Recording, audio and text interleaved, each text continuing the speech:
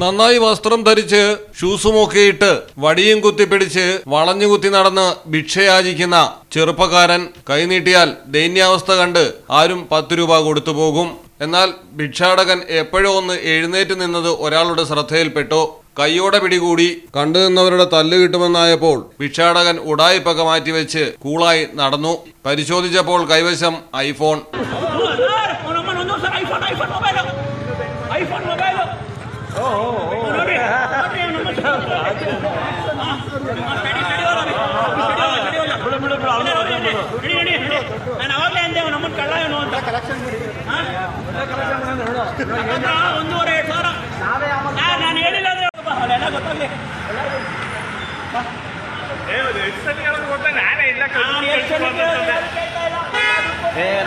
Signal ಹೊಸ ಜನ ಕೊಟ್ಟಾರ ನಮಗೆ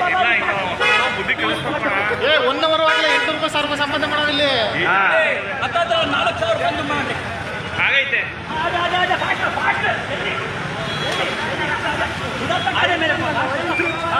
ಅಲ್ಲ ಸ್ಟ್ಯಾಂಡಿಂಗ್ ಮಾಡ್ಬಿಡು.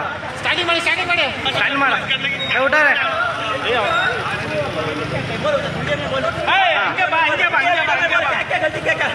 कितना दिन से कर रहा है बोल, कितना दिन से कर रहा है बोल रहे, कितना दिन से कर रहा है बोल. ये सब तो नहीं, मेरे पास प्रूफ है, मैं सच में बोल रहा हूँ.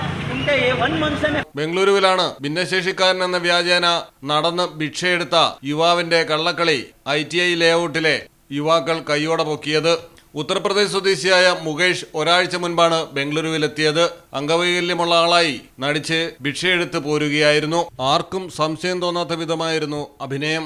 നേരെ നിന്നത് ശ്രദ്ധയിൽപ്പെട്ട ITI ലേഔട്ടിലെ നാട്ടുകാരാണ് മുകേഷിനെ ചോദ്യം ചെയ്തതും കള്ളി വെളിച്ചത്താക്കിയതും. ഐഫോണിനൊപ്പം 150 രൂപയും ബാഗിലുണ്ടായിരുന്നു. കസ്റ്റഡിയിലെടുത്ത യുവാവിനെ പുനരധിവാസ കേന്ദ്രത്തിലേക്ക് മാറ്റി. മേൽവിലാസം പരിശോധിച്ച് നാട്ടിലേക്ക് തിരികെ അയക്കാനാണ് ബ്യാതരായണപുര പോലീസിന്റെ തീരുമാനം. News desk Malayalam television. ഷൈനെക്സ്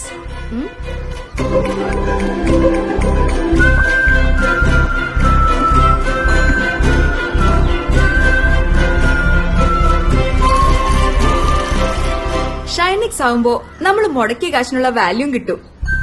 അപ്പൊ എങ്ങനെയാ ബാക്കി അലക്കല്ലേ?